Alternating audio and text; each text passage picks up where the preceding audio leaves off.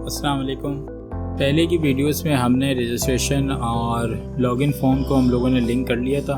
अब की बार हम एक मिडलवेयर जो है वो क्रिएट करेंगे और ये मिडलवेयर इसलिए होगा कि अगर हम लॉगिन हों तब ही कुछ पेज एक्सेस हो सकें, उसके अलावा कोई भी पेज एक्सेस ना हो। तो ये हमने मिडलवेयर की एक फ़ाइल बना ली है और इसमें हम कॉन्फ़िग में मैचर बता देंगे कि डैशबोर्ड उसी वक्त दिखना चाहिए जब हम लॉगिन हुए हुए हों। तो अभी हमारे पास डैशबोर्ड मौजूद नहीं है, तो हम एक काम करते हैं कि ये जो हमारे पास पेज पहले से एक बना हुआ है जो कि डिफ़ॉल्ट होम पेज है, इसको हम कॉपी कर लेते हैं।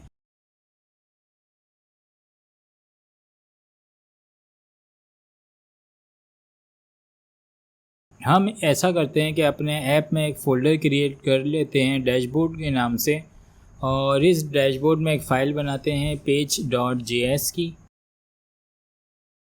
और यहाँ पे सारा का सारा कोड पेस्ट कर देते हैं। लेकिन हमें ये सब कुछ नहीं चाहिए, इसलिए ये सारी की सारी चीज़ों को रिमूव कर देंगे और हेलो की जगह डैशबोर्ड लिख देंगे। तो ये हमारा डैशबोर्ड का पेज रेडी हो गया है। हम यहाँ से ये इंपोर्ट की लाइंस भी रिमूव कर देते हैं और साथ ही साथ ये क्लास नेम भी यहाँ से मेन में से हटा देते हैं। तो हमारा डैशबोर्ड कुछ इस तरह का भी जो है वो दिख रहा है। क्योंकि हमने प्रीवियसली लॉगिन किया हुआ है तो हमारा सेशन भी क्रिएट है। सेशन क्रिएट होने की वजह से हम अभी डैशबोर्ड को इजीली देख सकते हैं। अगर आपने कभी अपने लोकल स्टोरेज या सेशन स्टोरेज को चेक करना हो तो यहाँ इंस्पेक्ट में आके आप एप्लीकेशन में ये चेक कर सकते हैं। तो हम ये लॉगिन करते हैं, तो लॉगिन होने के बाद हम रीडायरेक्ट हो रहे हैं होम पेज पे। हम इसको एक काम करते हैं कि मिडलवेयर को भी थोड़ी देर के लिए मिडलवेयर में हम होम पेज को भी ऐड कर देते हैं ताकि अगर होम पेज भी जो एक्सेस है वो लॉगिन के बाद ही हो। तो अभी हमने 2 URLs को आफ्टर लॉगिन में हमने डाल दिया है, तो ये मिडलवेयर खुद से हैंडल कर रहा है। अब हम एक काम करते हैं कि कंपोनेंट्स में एक लॉगआउट का कंपोनेंट बना लेते हैं।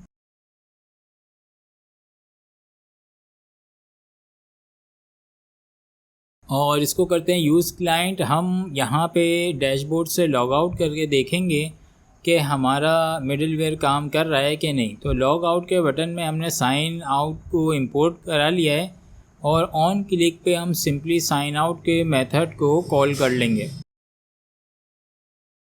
तो हम वापस आते हैं अपने डैशबोर्ड के पेज में और लॉग आउट के बटन को इंपोर्ट करते हैं और हेडिंग के नीचे हम लॉग आउट के बटन को कॉल कर लेते हैं।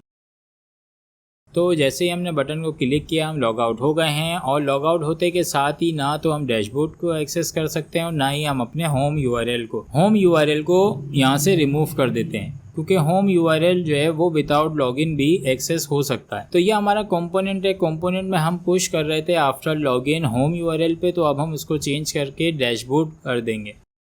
तो जैसे ही हम लॉगिन होंगे तो ये हमें सीधा रीडायरेक्ट कर देगा डैशबोर्ड के पेज पे।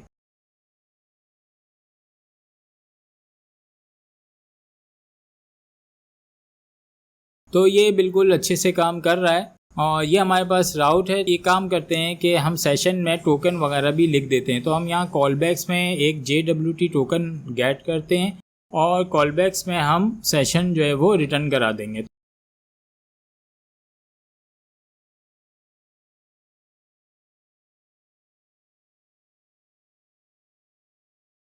इसके बाद हम एक प्रोवाइडर्स का फोल्डर बनाएंगे और इस प्रोवाइडर में हम एक फ़ाइल क्रिएट करेंगे ऑथ प्रोवाइडर की।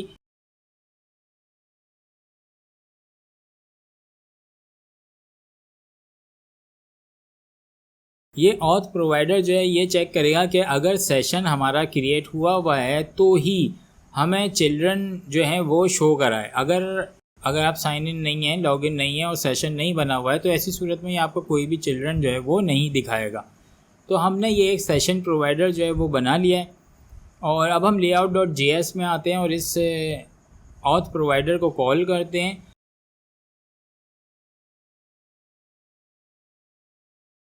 यहाँ पे आप देखिए कि ये हमारे पास चिल्ड्रन हैं जो कि बॉडी में नज़र आ रहे होते हैं। तो हम कह देंगे कि भाई जब तक ऑथ प्रोवाइडर ना हो, यानी कि सेशन ना बना हुआ हो और सेशन पूरा क्लियर ना हो, तब तक आप ये चिल्ड्रन ना शो करो।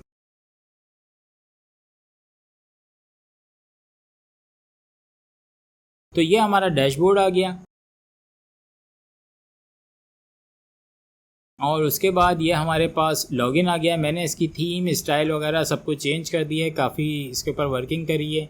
ये लॉगिन करने के बाद हमारा डैशबोर्ड है वो कुछ इस तरीके का है। और अभी जो पेजेस हमने और इसमें बना लिए हैं वो है रीसेट पासवर्ड का।